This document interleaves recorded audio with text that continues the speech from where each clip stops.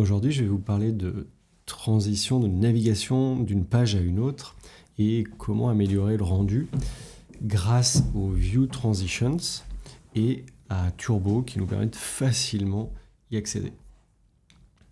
Alors, Turbo, donc qui vient avec Rails 7, Rails 8 et autres, nous donne accès aux View Transitions, donc seulement pour les navigateurs qui supportent cette API. Donc là, il y a une liste. C'est quelque chose qui est décrit ici, et c'est ce qui va nous permettre de jouer sur la transition entre les pages. Pour le moment, par exemple, ici, on voit, j'ai vraiment quelque chose qui est direct. Je clique sur le bouton, paf, ça change. Il n'y a pas un effet de fondu. Turbo, du coup, il nous propose assez facilement d'améliorer ça en ajoutant ce tag dans notre layout. Donc, on va aller l'ajouter ici. Et avec ça, on va pouvoir jouer sur les transitions. Donc, Turbo, il ajoute un sens de visite, une direction. Et ça fonctionne quand cet élément-là est présent sur la page d'où on vient vers la page où on va. Alors, une version basique, avant d'utiliser celle qui est proposée par Rails, je vais utiliser des pseudo-éléments qui sont disponibles dans notre HTML, le View Transition Old et surtout le View Transition New. Ça, on va l'utiliser du coup. Oups, c'est pas celui-là. On va l'utiliser dans Tailwind ici. Et on va aller s'ajouter. Je vais prendre celui-là.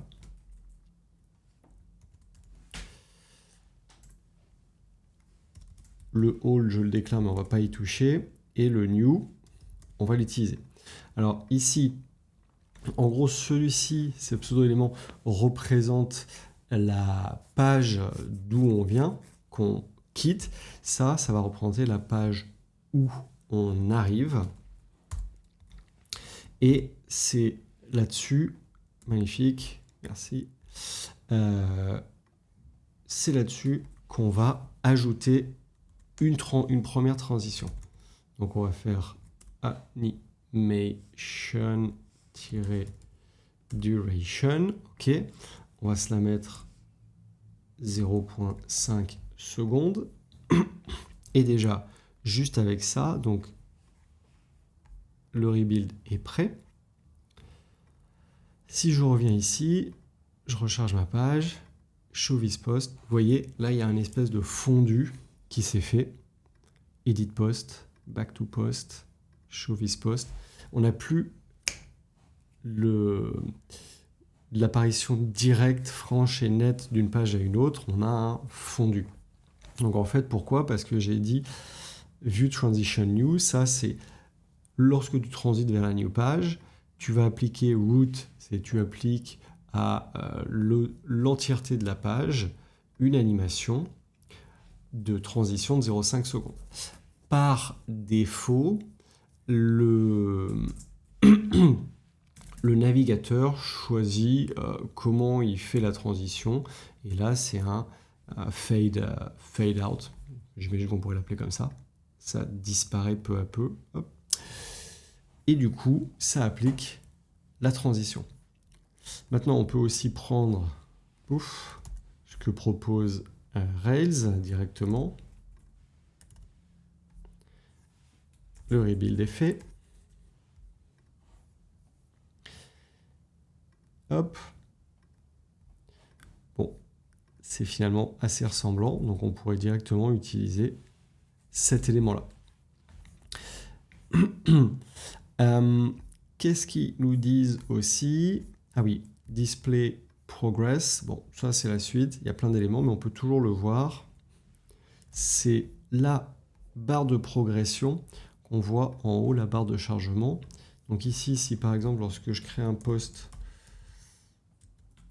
hop, Et donc je mets du temps, ça va prendre du temps de créer le post.